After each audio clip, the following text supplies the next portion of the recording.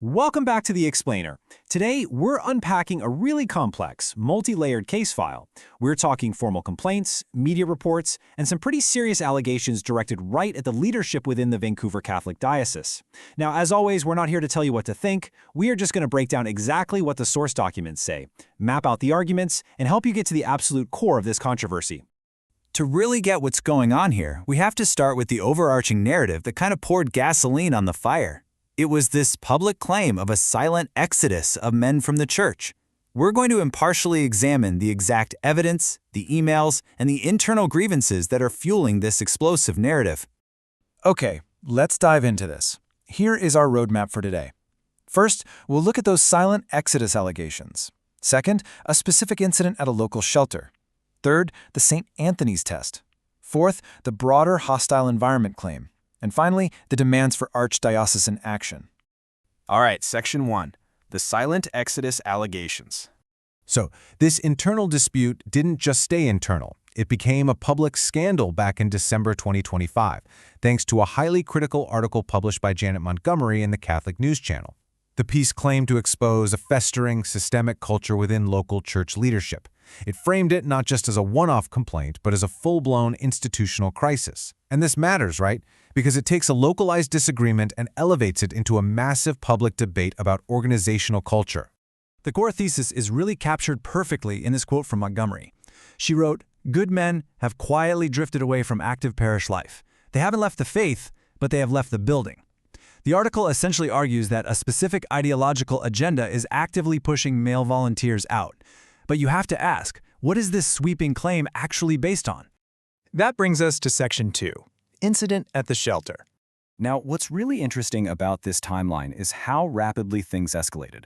We're zooming in from the macro claims to the micro case studies here. On October 19, 2025, an alleged assault happens at an outreach center. That very same day, which by the way is remarkably fast for internal volunteer disputes, formal, legally phrased complaints are fired off to the Archdiocese. By December, it's public news, and the fallout just continues for months. The real catalyst for all of this was a formal complaint submitted by a longtime volunteer named Johnny Zachariah. He alleges that a visitor demanded to skip a donation line, and when he told her to wait, she physically pushed him and hurled racist insults at him.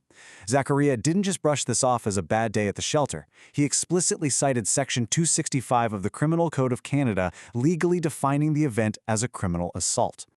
Now, if an assault happens at a charity, you'd absolutely expect some swift safety protocol to activate, right?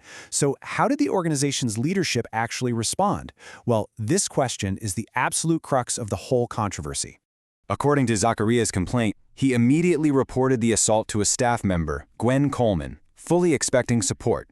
Instead, he alleges Coleman responded with outright hostility, effectively excusing the attacker by simply telling him to be nice to her. Zachariah frames this organizational response as reckless and ultimately discriminatory. Let's move to see how this builds in Section 3, the St. Anthony's test. You see, the complainants didn't just rely on that one shelter incident.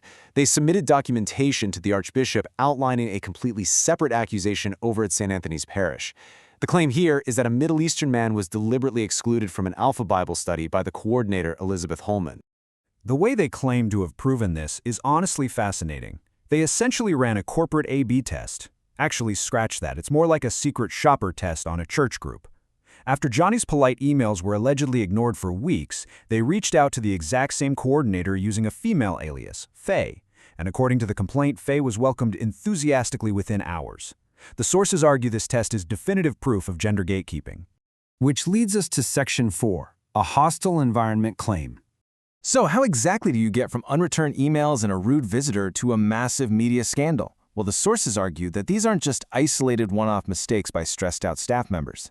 They claim they represent a systemic culture of what they call toxic feminism. According to the complaints, men in the diocese are treated as silent workhorses, and if they assert themselves, they're immediately viewed as a threat. To build out this broader narrative, the complainants dug straight into public records.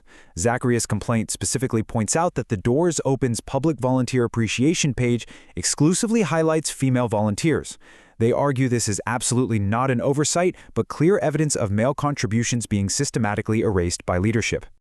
To further cement his case, Zacharia provides documentation of a really celebrated, multi-year history of volunteer service with major Catholic charities down in Los Angeles. Yet, in emails sent months after the Vancouver incident, he states he is genuinely terrified to volunteer there, fearing another attack and a complete lack of backing from the staff. Now for Section 5, Demands for Archdiocese in Action. So what exactly did they want the church to do about all this? These grievances bypassed local management entirely. They were escalated straight to the top, to the Office for the Protection of Minors, and ultimately, via an urgent public letter directed to Archbishop Richard W. Smith himself. Zachariah's formal complaint didn't just ask for a sit-down chat. He laid out 5 specific, highly structured demands with a ticking 14-day clock. He demanded a written apology, a formal internal investigation into the staff, the preservation and release of the security footage from the assault, a written assurance of non-discriminatory practices, and confirmation that his attacker was officially barred from the premises. And the ultimatum attached to those demands was severe.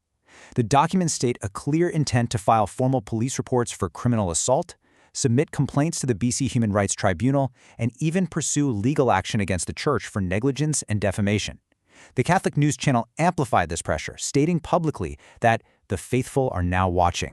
Which leaves us with a highly complicated situation. Regardless of where you stand on the ideological spectrum, this case forces a really critical question. When does a localized dispute over a donation line or a ghosted email cross the threshold into institutional failure? And how should any large organization balance volunteer safety with accusations of ideological bias? Understanding the structure of these allegations is the only way to grasp the full scope of this ongoing controversy. Thanks for joining me today, and we will catch you on the next Explainer.